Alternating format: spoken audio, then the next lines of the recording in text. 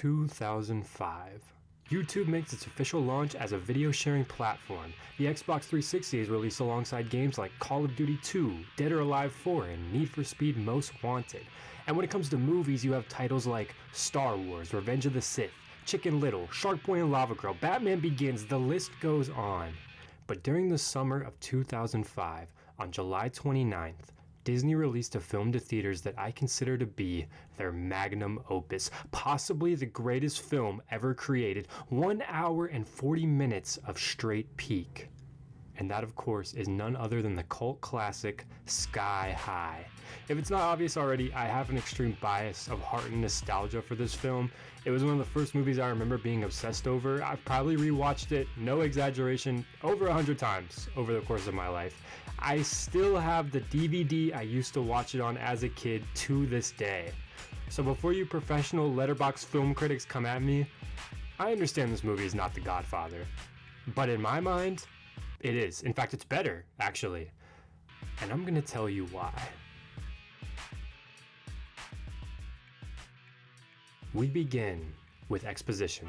In a world full of superheroes, there are two that stand above the rest. The Commander, played by Kurt Russell, hailed for his super strength, making him practically, and Jetstream, who was able to fly at supersonic speeds in tandem with her expertise in hand-to-hand combat. The two happen to be married, and by day are the top real estate agents in the metropolis of Maxville, going by their real names Steve and Josie Stronghold. But when duty calls, they don the metaphorical mask and fight crime together as the Commander and Jetstream. The story is narrated by our main character, the son of the greatest heroes, Will Stronghold, who will soon start his first day of high school. However, it won't just be any regular first day of school, he will be attending the same school his parents once did, the secret floating campus only known to heroes, Sky High. The only problem is, unbeknownst to his parents, Will hasn't developed any powers yet. He's just a regular kid with the expectation to become the world's next greatest superhero. We're then introduced to Layla Williams, who is Will's next door neighbor and his childhood best friend, and has the power of chlorokinesis, the ability to manipulate and accelerate the growth of plant life. And she definitely does not have a crush on Will and doesn't make it obvious throughout the entire film. Before Will and Layla head off to school, the mayor calls Steve on the red cell, meaning their services are needed. So Will's parents suit up and head downtown where there's a giant robot terrorizing the city. Arriving almost instantly, Jetstream drops the Commander on top of the bot, decimating it in a single blow, and he takes a piece of the robot as a victory trophy. Will and Layla head out and hop on the bus, being driven by the GOAT, Ron Wilson, bus driver. Will meets some of his fellow freshmen, Ethan, with the power of self-liquidation, Magenta, with the power of shapeshifting into a guinea pig, and Will's other childhood friend, Zach, with the power to glow in the dark, allegedly. Once everybody is aboard the bus, Ron Wilson locks the fuck in, and the seemingly regular school bus transforms into a flying bus, taking them straight into the air and up onto the anti-gravitational campus Sky High, whose location is completely hidden and unknown aside from a select few individuals in order to keep it safe from any villainy. I also just want to show this scene real quick because I think it's really funny. They're driving down the highway and then the bus launches off the ramp of this highway, but if you look, this road is like miles above the earth. Like, it's like building size. Like, who the fuck in their right mind is merging and getting onto this part of the highway without realizing, like, what the fuck is going on? I mean, I guess it's a world of superheroes. It's not like the most out of the ordinary thing, I suppose. But still, is this not like the craziest road ever created? Like, the bus can already fly. Like, does it have to drop off before it can sprout its wings and start to fly or something? Shortly after departing onto the school grounds, Will and his fellow freshmen are stopped and harassed by two seniors, Lash and Speed, with their powers of malleability and super speed. I'll let you guess which one is which, but they're quickly stopped by another senior and student body president, Gwen Grayson, played by Mary Elizabeth Winstead. Will immediately falls in love at first sight. He just like me for real, I'm not gonna lie, I can't even be mad at him. And Gwen leads them to the school's auditorium, where the freshmen are greeted by Principal Powers, who has the power to turn into a fucking comet, and she greets the students and informs them they will shortly be participating in the school's power placement, which will determine their future as either hero or sidekick. This demonstration of power is led by Coach Boomer, formerly known as the hero Sonic Boom, who's played by Bruce Campbell, who possesses the power of sonic sound waves and will determine the fate of the freshmen. It begins with Larry, a nerdy-looking kid who subverts expectations by turning into a CGI rock monster, and we subsequently get a montage of the rest of the class with most of Will's group getting placed into the sidekick course. Notably, Layla refuses to even use her power, stating she doesn't believe in using her powers unless the situation demands it. Sidekick! The school bell rings just before they can finish, and Coach Boomer says they'll pick up after lunch, starting with Will. At lunch, Will's group notices a guy across from them giving the death stare to Will, and it's stated his name is Warren Peace. His mother is a hero, but his father is the notorious villain Baron Battle, a villain who was famously stopped and jailed by Will's father, the Commander. And also, I just think it's really funny, I don't know where else to put this, so I'm going to mention it here. They said that Baron Battle got a quadruple life sentence and he won't even be eligible for parole until his third life, which is just like, I don't know if he's like immortal or not, or if they just like decided to give him 4 consecutive life sentences. I don't know what this guy did, but it had to have been fucking horrible. I'm not too sure. After Will realizes he's got ops on day 1, the class returns to finish power placement. Will must finally admit to Coach Boomer and everyone else he doesn't have his powers yet. Coach Boomer thinks it's a joke, so he drops a fucking car on him, almost killing him, and then he launches him into a concrete pole, thinking that maybe he can fly just like his mom. And once Boomer realizes it's not a joke, he's very understanding, and Will is subtly placed into the sidekick course.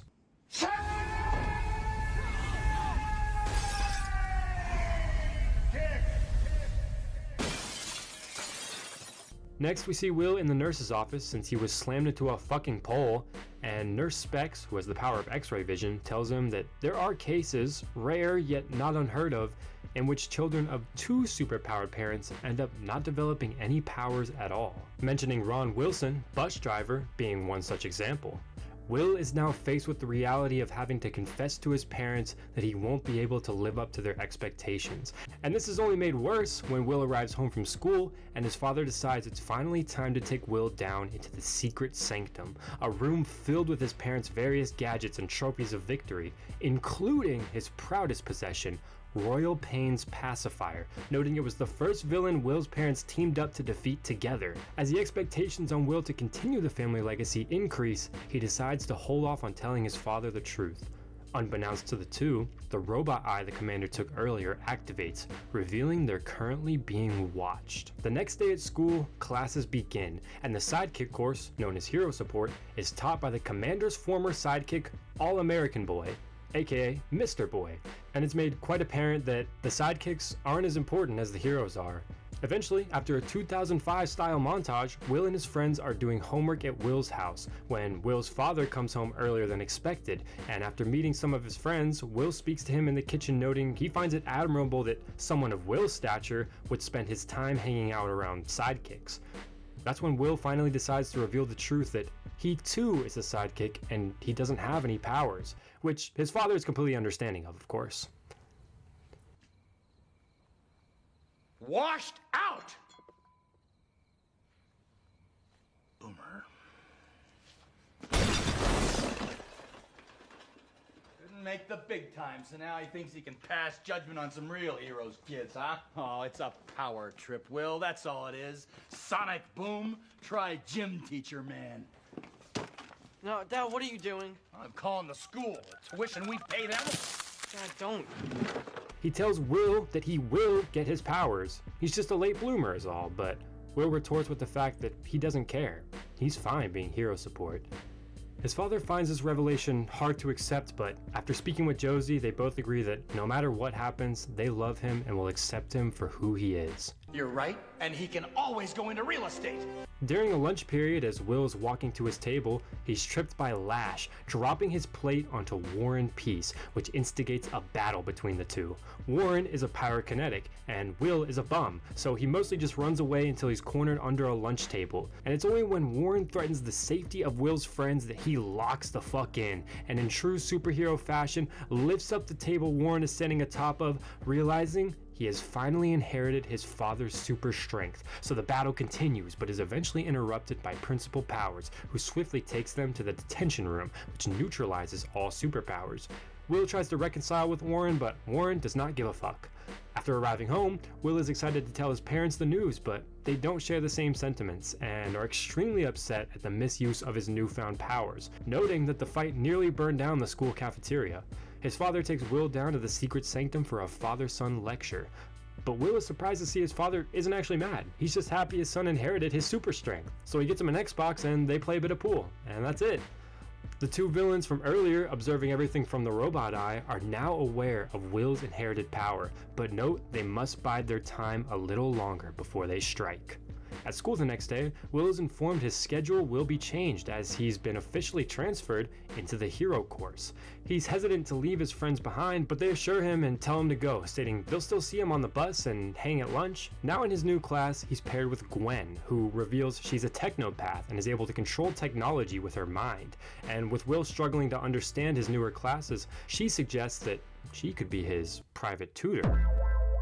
At lunch, Will is invited to sit with Gwen and the other popular hero students, which unfortunately alienates him from hanging out with his looked down upon sidekick friends. Will, feeling guilty, finds Layla and tells her he'll make it up to her and offers to meet her at her favorite Chinese restaurant, the Paper Lantern, that night. And even though he hates Chinese food, he knows that she loves it, so she gladly accepts. Just then, Ethan asks for Will's help before getting yoinked away by Lash. Will pulls up and saves his friends from their harassment, but is swiftly challenged to battle them in Save the Citizen, a 2-on-2 timed game in which a mannequin is lowered into a metal grinder. Remember when we used to use real citizens? Yes. Two people act as heroes who must grab the citizen before it gets shredded, and two act as villains who attempt to stop the heroes. Lash and Speed, of course, pick the villain team, and after selecting Will, they pick Warren Peace to be his teammate. The battle ensues, and the unlikely duo struggles to work together, but they both lock in and manage to save the citizen. Coming home after this, his father is proud, and as they walk into the kitchen, Gwen is unexpectedly there talking with his mom, telling Will she came by to help him finish studying for a last-minute school project, and she's then offered to have dinner with the family. Gwen, as head of the homecoming committee, extends an offer to Will's parents to attend as guest of honor to receive the Heroes of the Year award, which they humbly accept. Will walks her home and Gwen admits that she wishes she had a date for homecoming and has to spell it out for Will that she obviously wants him to be her date, which he of course gladly accepts. Unfortunately, this entire ordeal leaves Layla abandoned at the Paper Lantern. Coincidentally, this is the same restaurant Warren Peace happens to work at, and he ends up sitting down with her where she confesses her love for Will. But when Warren asks why she won't just tell him that, she admits it's conflicting when she knows his attention is focused on Gwen and not her. The next day at the bus stop, Will, not even remembering his original plans with Layla, excitedly tells her that he's going to homecoming with Gwen. A devastated Layla masks her disappointment with some news of her own and exclaims she's going with Warren Peace. Will, completely rattled by this, wonders why she would ever go out with his archenemy, and she reminds him of his forgotten plans that night. Layla then has to actually convince Warren to go with her in order to make Will jealous, which he accepts purely based on the fact it'll upset Will. On the days leading up to homecoming, whilst Will is on a study date with Gwen, she mentions to Will how she needs to make more preparations for homecoming and asks if a few members of the committee could come over to help. Will is a little hesitant, mentioning his parents are away on a distress call and won't be home till late that night. But he reluctantly accepts, and a few friends turns into a full-blown party at Will's house. Will tries his best to maintain order around the ensuing chaos, but Gwen pulls him aside to console him, assuring him how popular and liked he is now. She just wishes she could find a spot more private to talk in. Against his father's earlier wishes, Will takes her into the secret sanctum. The two share a kiss, and as they do so, the royal pacifier behind them is snatched away. As they come back up, Layla sees the party going on next door and heads inside only to be met by Gwen, who tells her Will knows she has a crush on him and purposely didn't invite her. Layla believes this lie, and just before Will shows up, she storms away on the verge of tears, telling Will, "Have fun with Gwen. You two deserve each other." Will, visibly confused, goes and questions Gwen about what she said to make Layla so upset. Gwen states she told Layla the truth, that Will is a hero and she's a sidekick who's holding him back, and then questions whether Will would rather hang out with the cool kids or a bunch of losers. This of course angers Will, who decides to dump Gwen on the spot and yells out that the party is over. But not before his parents arrive, ending the party themselves. When I reach the count of 3, I want everyone out of this house! His parents aren't actually too upset about it and are more taken aback by the fact that Will states he's not going to homecoming anymore. Will tries desperately to get into contact with Layla to no avail and leaves a voicemail telling her to meet him at the Paper Lantern. She doesn't show up, but he sees Warren there and asks him if he knows where Layla is since they're going to homecoming together. Warren calls him stupid and tells him they're only going to make him jealous, and Will realizes just how big of a jerk he's been this whole time. On the night of the dance, Will sits alone in the secret sanctum, going through his parents' old yearbook pictures when he notices a picture of a girl named Sue Tenney, who looks very familiar. Will finally puts the pieces together and looks up to realize the pacifier is gone. And with no way to get to Sky High, Will opens his wallet and pulls out a card. Ron Wilson, bus driver. Meanwhile, at the dance, as Gwen stands at the podium to present the Commander and Jetstream their award, she finally reveals to the public her true identity, Royal Pain, and aura farms before blasting the entire crowd with the Royal Pacifier, which transforms and reverts its victims back into an infantile state.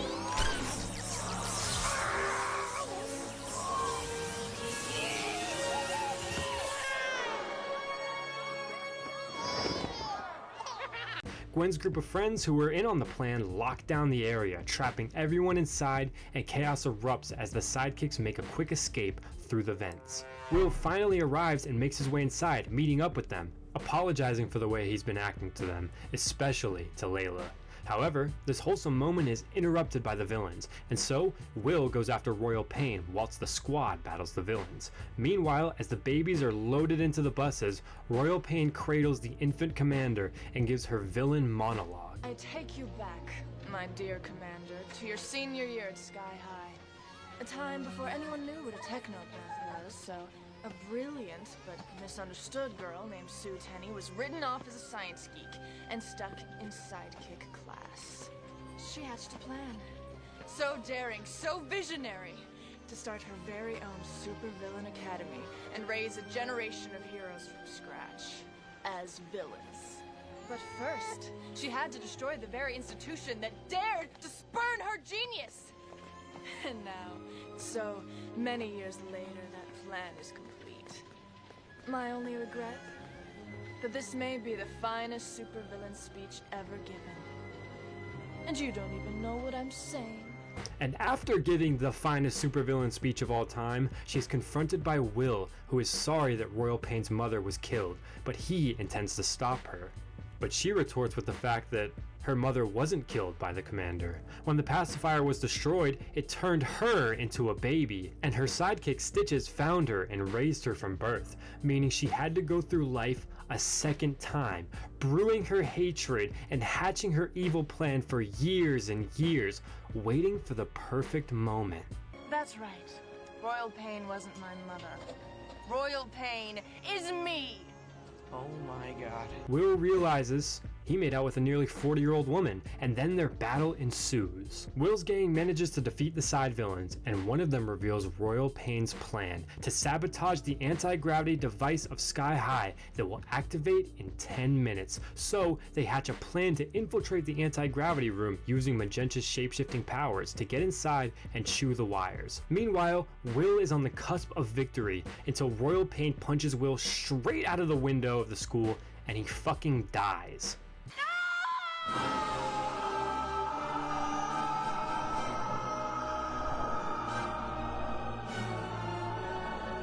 Royal Pain aura farms again, but not before Will emerges behind her, out aura farming her, as it's revealed he has inherited both his parents' abilities and can now fly, and he finally defeats Royal Pain. Ron Wilson, bus driver, solo Stitches, and victory is achieved. But before Magenta is able to chew the wires, Royal Pain subtly presses on her gauntlet and activates the generator early, causing the school to start falling out of the sky. As Magenta chews the wire, Will flies outside and lifts the entire school on his fucking back, and the day is officially saved. Now their only problem is, everyone is an infant. But luckily, the big brain science teacher, Mr. Medulla, offers his assistance and reverse engineers the pacifier, returning everyone back to normal. And then, in the final scene, the Hero of the Year award is passed on, given to the sidekicks who saved the day, but the commander states they deserve to be called more than just sidekicks, more than just hero support. They are heroes. Before the movie ends, we get an epilogue. Royal Pain and her gang are locked up in prison. Ron Wilson fell into a vat of toxic waste and is now a huge radioactive man fighting giant robots for the mayor. And as for Will? My girlfriend became my arch enemy became my best friend, and my best friend became my girlfriend. But hey, that's high school. Now, I know what you're thinking. Peak cinema, and I would agree. Like I mentioned earlier, I'm quite biased. I'm not going to sit here and try to convince you this movie is an integral piece of master filmmaking. But it's one of the best examples of a coming-of-age family film that doesn't take itself too seriously, and it's a movie that someone of any age can enjoy. A big problem I have with a lot of movies and shows nowadays is it feels like a lot of them struggle to cater to multiple audiences and blur the line behind being a film that kids and adults can both enjoy. I've seen this movie hundreds of times, yet the jokes and themes still hit as much as they did when I was a kid. Like, you know when you go back and watch something you loved as a kid and you start to think, how the fuck did I ever enjoy watching this garbage?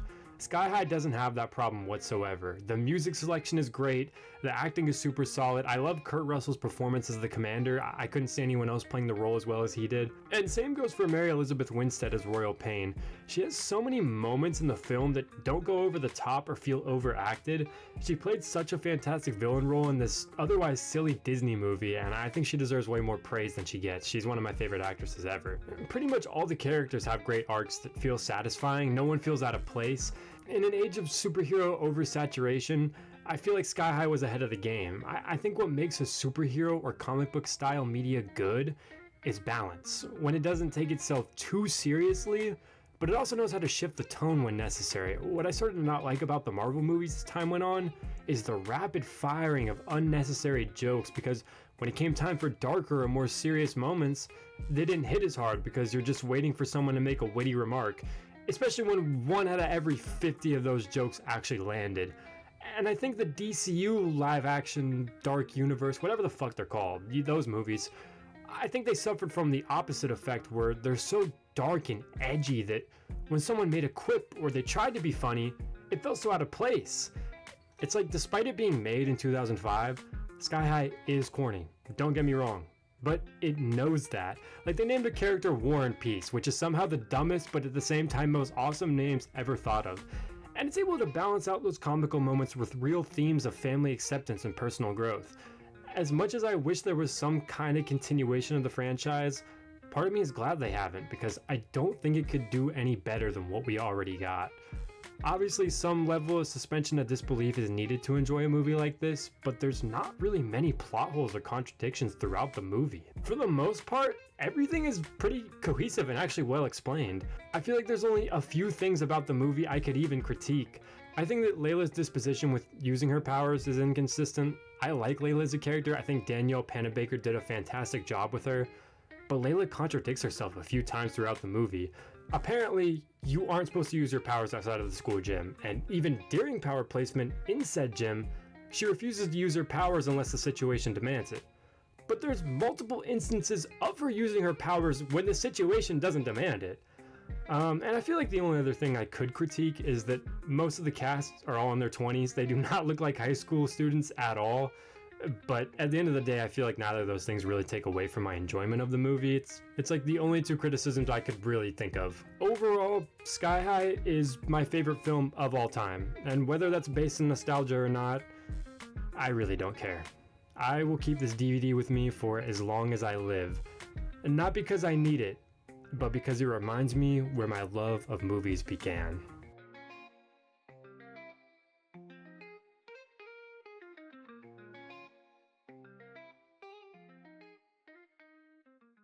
And before I end it, I did a little bonus segment at the end here where I rank some Sky High characters based on their powers. So here's that. So what I'm gonna do here, originally my plan was to originally my plan was to give a tier list on the characters just based on how much I like them, like as a character. But I decided it would be more fun to just power scale all the characters on Sky High. And normally I hate power scalers. Like, I hate people who go into, like, the mathematic equations of how this character beats this. That shit is lame as fuck. So I'm going to be using my own interpretation and imagination, because there's not really many feats. Like, a lot of these characters use their powers for, like, 5 seconds, and then that's it. So this is purely based on my own interpretation of the movie. So I'm not bringing any fucking mathematics or anything like super in depth. It's just based on what my opinion, okay? But I think I've got pretty much all the characters here. Some of them, you know, main casts. Some of them you only see for like a second. Oh wow, I added some characters and now they're gone. Hold on. All right. So now I have all the characters. I didn't make this tier list. I just got it from the website, but I added some characters on here that weren't on here. So let's go ahead and start. I've got the categories here. Pretty self-explanatory, I'd say. I feel like I should save GOAT for like one character, and I have the one character in mind. All right, and it's not who you would expect it to be. So we'll just go from left to right. First, we got this guy. I don't know his name, but he's like the shapeshifter dude, so he can just turn into anybody. I feel like that's a pretty solid power. I would want to put it on top tier, but I think I'm just gonna put it on good, because like it's a good power, but I don't think he beats anybody else I'm gonna put above him. You know what I mean? Because I don't think he shapeshifts and gains their power. I think he just gains how they look. Next, we got Coach Boomer. Coach Boomer, I thought about putting him in good, but I feel like in his prime, you know, he's top tier. Like that, he has a pretty good power. We don't really get to see him use it. He's just a coach, you know what I mean? He's just a teacher at the school, so we can't really unleash it. But he used to be former superhero Sonic Boom. So I feel like we'd be good putting him in the top tier. He might get changed later, but I'm going to put him there for now, because I think he could battle with a lot of the top tiers here. Then we got Ethan, the little self-liquidation guy. He's definitely not a bum, but I think he goes in mid. Because he did have one win against Lash. He got the victory there. But I think his powers are so circumstantial. But I think they're pretty cool. Like, I don't think it's the worst power to have, but I feel like I'd rather have other powers. I don't know. I don't think there's a lot of people that I think he could beat. Gwen. Also, what's weird about this list, and I only added these 4 characters because they weren't on here. So I don't know who made this list. No shade to them or anything, but they put Gwen and then they put fucking Royal Pain on here. That's the same person. They did the same for, this is Gwen's dad, but Gwen's dad isn't really her dad. It's Stitches, right? Like, he's just acting as her dad. So those are the same characters. I don't know why they put them on here twice. So let me just put them over here. I'm just gonna put them to the side because they're the same person. It's not like they change when they costume up or anything. So they're just gonna stay down here. So we'll go to All American Boy, Mr. Boy. I don't think he has any powers, or at least they're not stated. What are his powers? Hold on. What are his powers? What? No traditional superhuman powers, acting instead as a skilled teacher for the hero support. So he's kind of like he has his instant costume changing, yeah, expert knowledge. So he's kind of like a Batman figure. Like, he doesn't have powers, but he's got the skills maybe. So I like him as a character, but he's got to go in the bum category. Because he was the commander's sidekick, right? But the commander forgot about him. You know, that was the whole character arc, whatever. But he kind of, like, was forgotten about. He's a bum. I hate to say it, he's a bum. Then we got the Jetstream. I have to... See, here's the thing, right? I feel like I wanted to save GOAT for one person. But according to the rules, according to the established lore of the movie, right? the Jetstream was one of the greatest heroes. So I feel like I have to put her in the GOAT tier. I feel like that's unnecessary. I can't just put her in top tier. She's not on the same level as Coach Boomer. I feel like I gotta put her in GOAT tier. Because she is... There can be multiple GOATs. I know it's greatest of all time, but there can be multiple GOATs, right?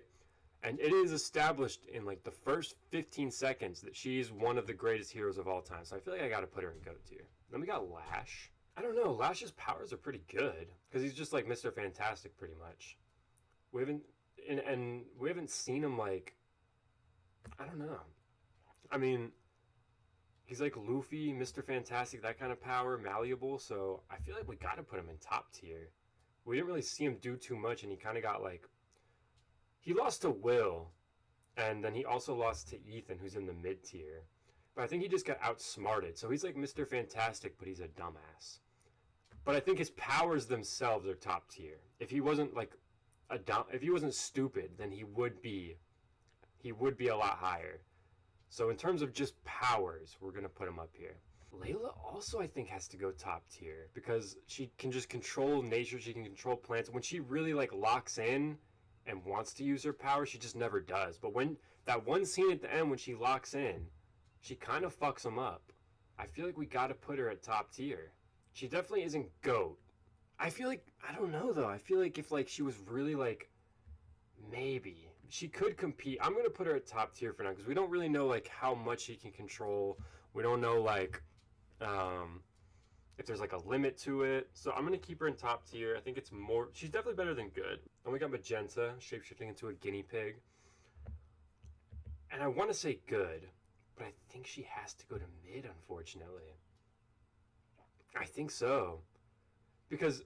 This guy's a shapeshifter, but he can shapeshift into any person. She can only shapeshift into a guinea pig, which isn't bad, but it's mid. It's literally the definition of mid. So I think her spot is secured right there. Mr. Medulla, I think we put him in the good category because essentially what I'm assuming his power is he's just like the smartest person in the world. His brain is fucking twice the size. And then when he gets transformed into an infant, he's like pretty much all the way coherent, right? So I think staying in good is probably like...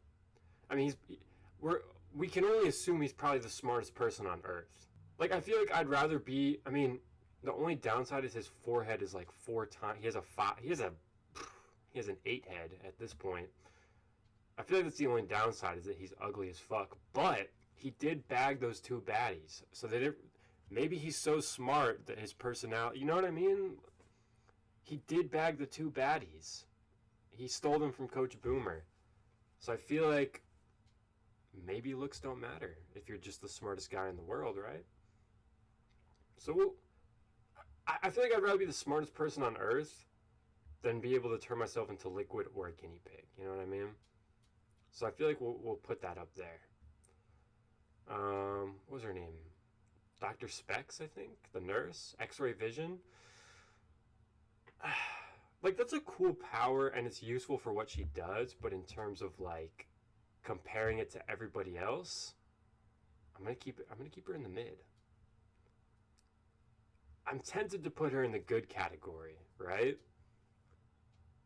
But I think she has to be mid because it's like, if you're a superhero, if she's not a nurse, what else is X-ray vision useful for? You know, like Superman has X-ray vision, but he's also fucking Superman. He's got a bunch of other shit going for him, right? All she has is the X-ray vision.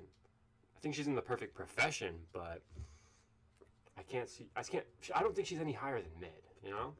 Then we got Penny. She can make multiple clones of herself. I almost want to put that in top tier. Like, I feel like that's a good power. She did get dogged by Layla, but it's like... I feel like she's beating this guy. She's beating Mr. Medulla, unless he comes up with some smart plan. But like, realistically, she's beating him. She's beating everybody below her. Right? I think the only way she would lose is if it's to anybody in here. So I think she's good in this category. We'll keep her there for now. Then we got Ron Wilson, bus driver. And you might think I put him in the bum category, right? Because he has no powers. Here's the thing about Ron Wilson, right? First off, he had no powers, and he soloed Stitches on that bus. Like, he beat the fuck out of him in one move, one kick. But you can't forget that at the end of the movie, he became a radioactive man. So he's a giant radioactive guy fighting giant robots. I almost want to... I mean, I want to put him in the GOAT category for, like, just because he's Ron Wilson, bus driver. But I think he goes in top tier. Because I think anybody else that I'm going to put in the GOAT tier is going to beat him. We might move him up. We'll see. But he definitely beats any of these people. For sure. Should I adjust it like that? I'm not really doing it in that way. You know what? Let me adjust it so that the person on the left is the most powerful in the category. I think that's solid. Okay, that's good for now. Royal Pain. Easily in the GOAT category. Easily. 100%.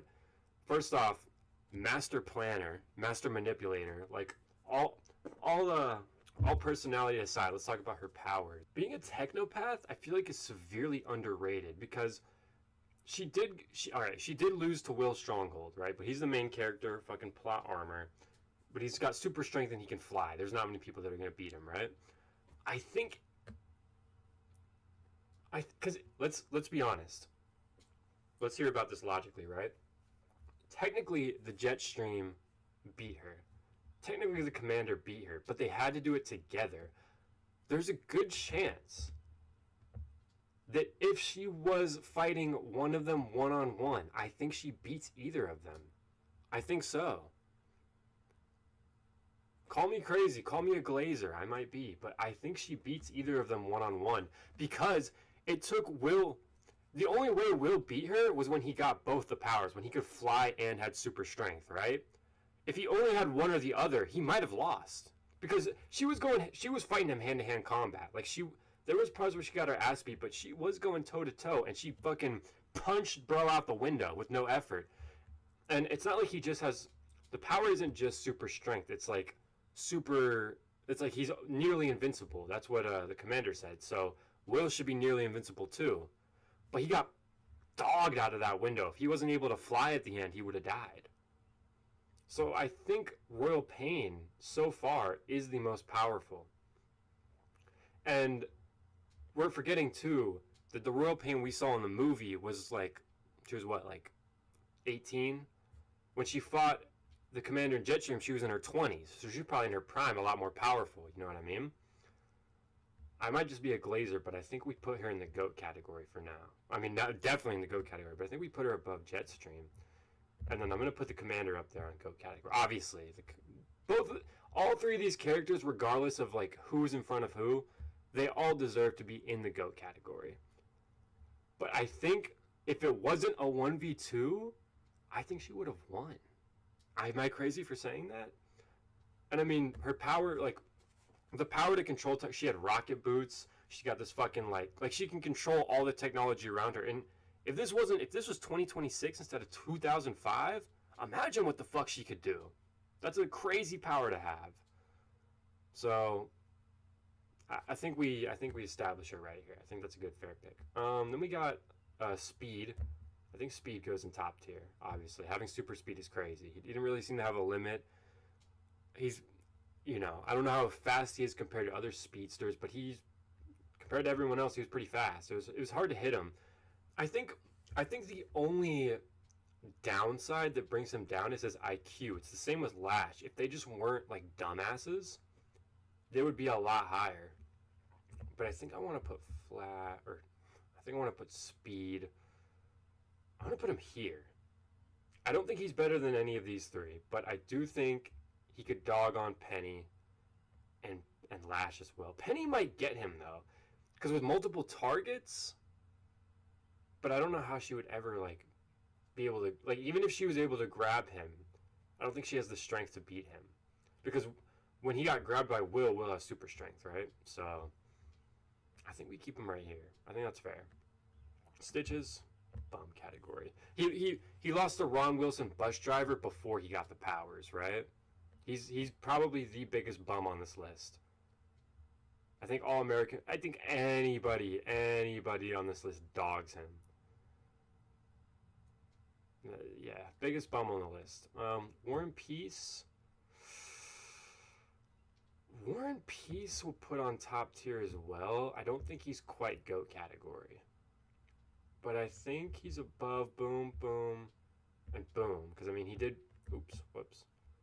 I think he did beat this guy twice. I know I'm really, like, glazing Coach Boomer. Like, he didn't used to be a superhero and then became a coach because he probably wasn't a good superhero. But just something about his presence and his aura, bro. Like, I can't get past it. I still think he beats everybody else. Will Stronghold, obviously GOAT tier. We'll put him above his parents. And yeah, I mean, obviously we got to put him above Royal Pain. He beat Royal Pain. He beat her, right? I think he's the strongest on this list so far. I mean, he beats everybody else. There's no one else that beats him, right? So I think he goes like boom, boom, boom, boom. Or, well, we got to... I think... Who would be stronger if they fought? Who would win between the Commander and Jetstream? Because... Well, here's the thing. The Jetstream it's really speed versus strength, right? Because she can fly at supersonic speeds, like as fast as a jet. That's where her name comes from, Jetstream. But if she was to grab the Commander, all it would take is one good punch, and I think she's done. But it's stated she has expert combat skills as well, so I think it would be real even. I don't think it's like a landslide, but I'm going to put the Commander just above her. I think that's fair. Now we've got like pretty much the ones that you really only get 1 second of screen time. So this is really gonna be stretching my interpretation here. 6 arms. I think we put that in good. Because he doesn't always have 6 arms. In the little clip he like sprouts them basically, so he can retract them. I think if I always had 6 arms, that shit would suck and you'd get looked at like a freak. But 6 arms would be really useful as a power. I think I'd rather be able to shapeshift or be super, super smart over having 6 arms. So I think he's good in the good category. Because I'd rather have 6 arms than any 3 of these, if I'm being honest. Turning into a bouncy ball. Yeah, bum category. I might even put her below Stitches. Nah, Stitches is the biggest bum in the film. I think she goes right here. I think turning into a bouncy ball is worse than not having powers at all. Am I wrong for thinking that? Like, that has to be... In a world full of superheroes, bro, talk about getting the short end of the stick. This has to be the worst power in the entire fucking movie. It has to be. I would rather have no powers. Freezing, being able to freeze someone... I'm surprised we didn't see more of this girl throughout we only see her in one little clip. I want to put that in good, and I kind of want to put it... I want to put it at the beginning of good. Can this guy fucking move? I would rather have, like, be able to have freezing powers than any of these. And I think she would dog on any of these people. See, but my only thing with Mr. Medulla, I think is his name, is he probably is able to build technology. Like, he could build a freeze ray, right?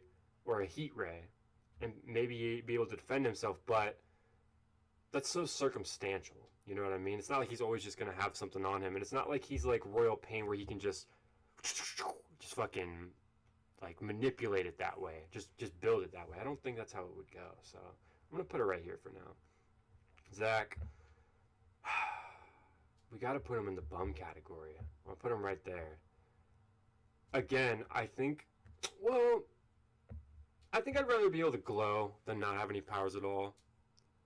That would be kind of useful, but it's so it's like he makes that joke in the movie like, oh, what if Coach Boomer, it's dark and he needs to find his keys? And it's like, I have an iPhone, so I can just turn my flashlight on, but I guess if I could glow, that'd be kind of cool. I don't know. Still...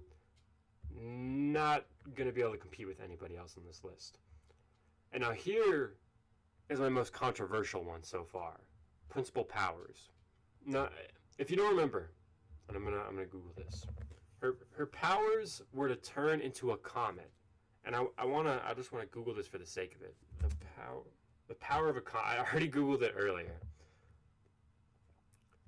The power of a comet is immense, representing both the destructive force of a high-speed cosmic impact and the creative potential to deliver the foundational ingredients for life. Often described as dirty snowballs of ice and dust, blah, blah, blah. These primordial objects from the outer solar system possess significant kinetic energy due to their high velocities, often exceeding 50 kilometers, roughly 111,000 miles per hour. That's so much faster than jet stream. It's crazy. And I feel like with the okay, so let's see more. Destructive potential of the kinetic energy. Massive impact power. A comet hitting Earth would be more devastating than a typical asteroid, as they often travel faster and have a higher energy release. Continent scale devastation.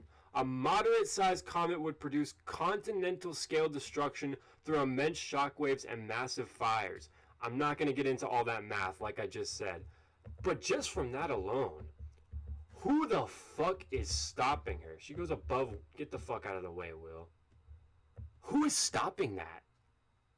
All of these people are what is it? City, like, at best, city level, right? I don't think anybody goes continent-style destruction. And I think she's a principal, right? She's a good person. She doesn't really use her powers like that. She just wants to teach kids. It's like the same as Coach Boomer, right? But if she really locked in, who the fuck is stopping a comet, bro? Not the commander, not the jet stream, none of these people, not even Will. Nobody's stopping that. Who's gonna stop a comet? Let's go back one more time. A comet can possess devastating planet-altering power with potential impact energy exceeding billions of nuclear bombs. Billions of nuclear... None of them are stopping that. None of them are going to stop that. I'm telling you that right now. Who is stopping that on this list? Nobody. Principal Powers is the most powerful character in Sky High. She has the power to turn into a comet. Who is going to fucking stop that? Nobody. Not even Ron Wilson, bus driver, could stop that. So I think this is the most comprehensive power scaling list. You know, if you would switch around a couple of there's probably a few you could switch around, and I wouldn't argue with you. But I think for the most part, in terms of category, I don't think this is wrong. I think this is pretty concrete through scientific evidence. So in conclusion, Stitch is the biggest bum, and Principal Powers is no one's stopping her. She is the GOAT. Out of everybody, she is the GOAT. She honestly should have her own tier, but I think that's pretty definitive. So there we go.